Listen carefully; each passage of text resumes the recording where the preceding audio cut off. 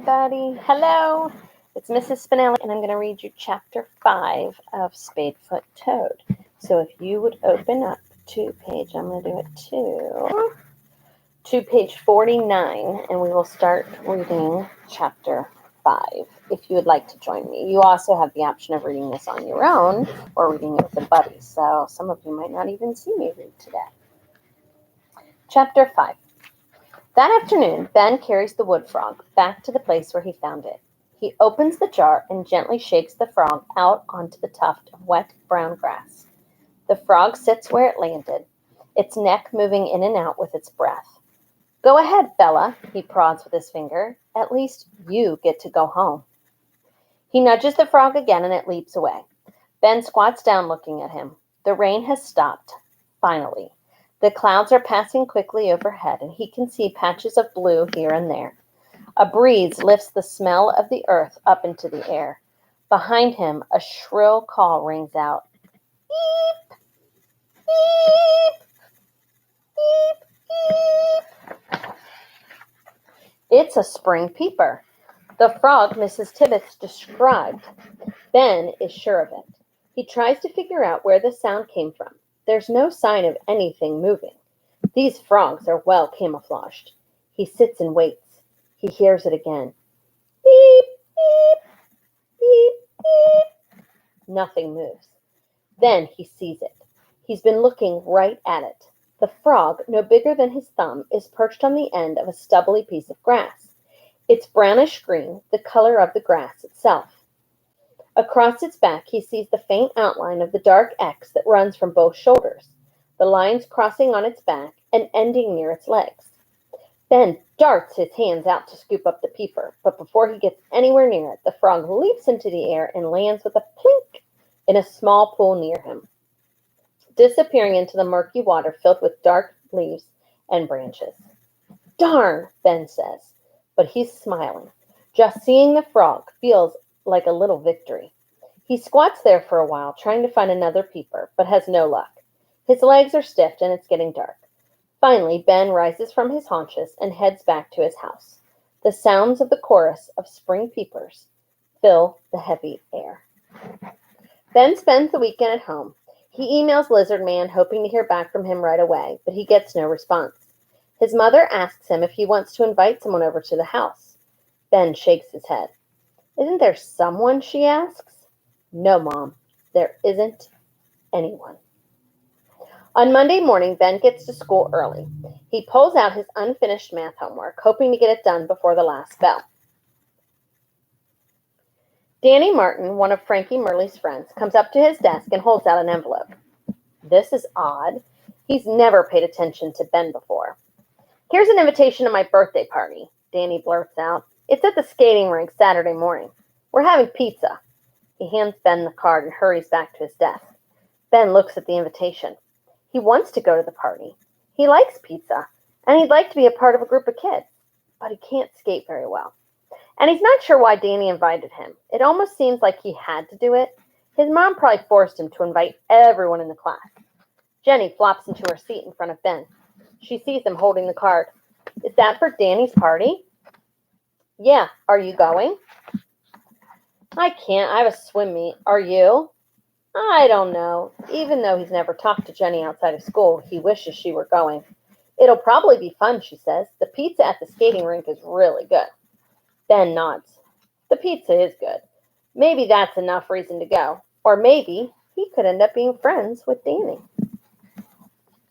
At lunch, Ben passes by the table where Danny and Frankie are sitting with a couple of other boys. There's no room for him at their end anyway. He chooses a half-empty table near the window and slides into the bench.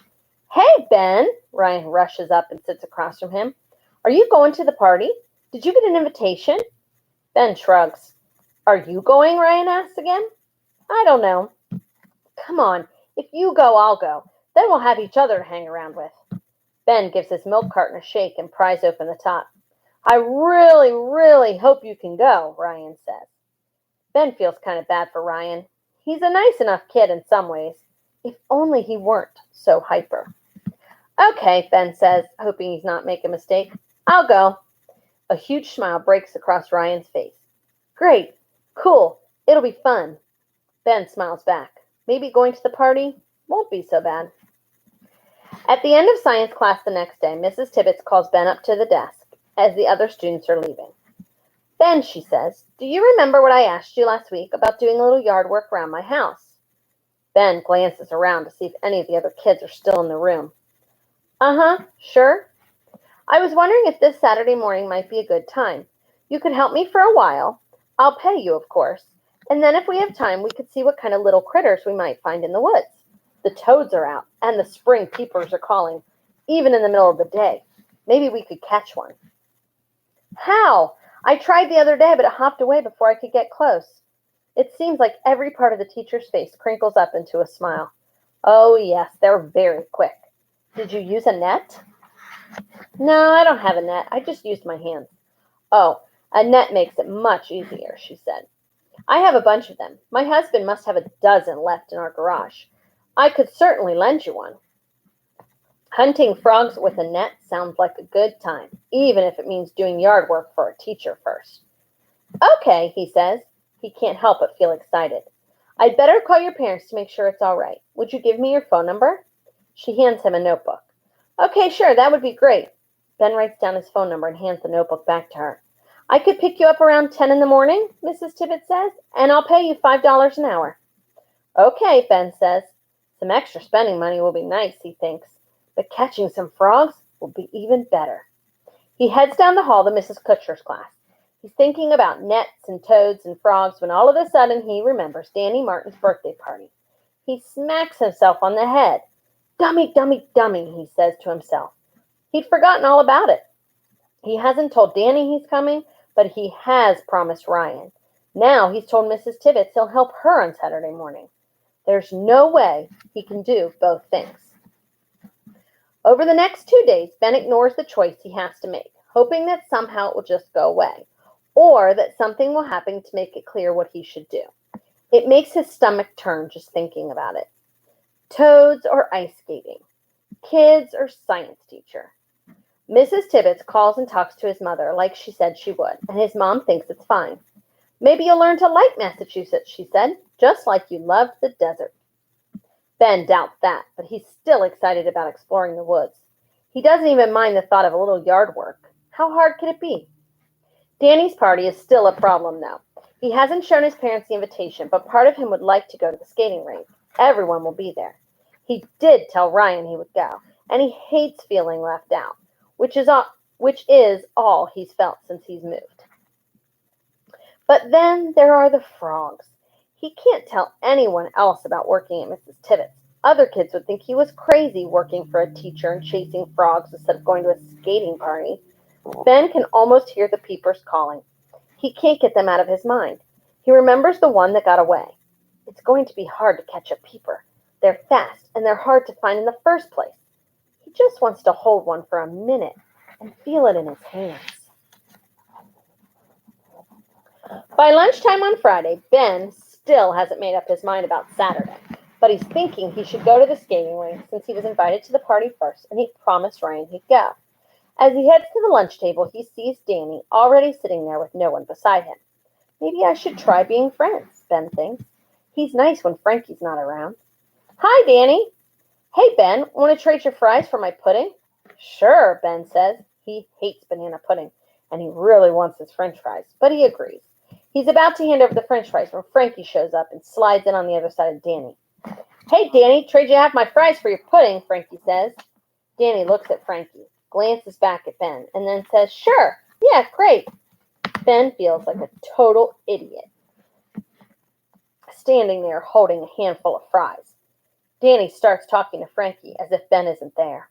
They laugh and joke, and Ben sits looking at his plate, still holding the limp fries. Forget it, he thinks. I don't want to go to your stupid party. When Ben and Agatha get home from school, their mother is waiting for them in the kitchen. She puts some snacks on the table and sits down. Ben, she says, I'm a little confused. About what? Ben asks. I got a phone call from Danny Martin's mother today. Do you know who he is? Uh-huh.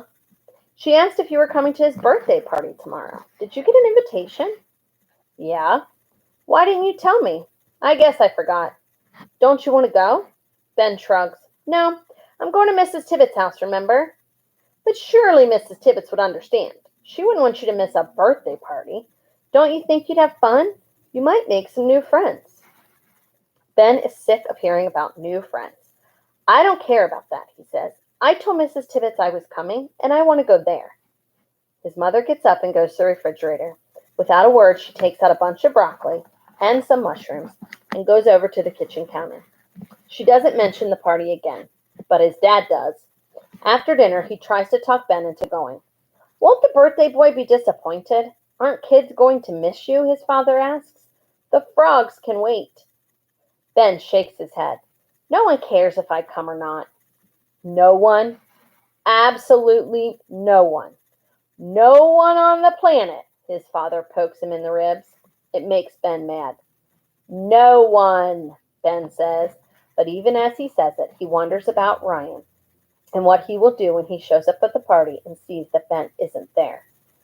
His father frowns and scratches his head. He always scratches his head when he doesn't know what to do. Ben sometimes teases him about it, but not tonight. It's your life, bud, his dad says, but you need to make some friends here. We're not moving. I wish we would. His father reaches out, wraps his arm around Ben's head, and pulls it in close to his chest. Before Ben can twist out of his grasp, his dad gives his head a vigorous rubbing with his knuckles. I know you do, Ben, his father says, but we're not moving. I know it's hard, and I wish we could bring all your friends and all your critters and even a cactus or two here, but we can't. All you can do is try to make friends here. But I don't want to. Ben feels tears welling up in his eyes. I don't like the kids here. They're idiots. I hate it here, and I still don't even have my box of things for my room. His father gives Ben's head one last rub and hugs him closer. Well, idiots are everywhere, even in Tucson. But there are good guys too, even in Massachusetts. You've got to hang in there a little longer. And hey, if you're not going to the birthday party, at least you'll see some critters tomorrow with your science teacher. So now you guys are going to get with a friend in your color group and work on the questions that are in your Google Classroom under week 5, Spadefoot Toad. And it is questions about chapters 4 and 5. Have a good day.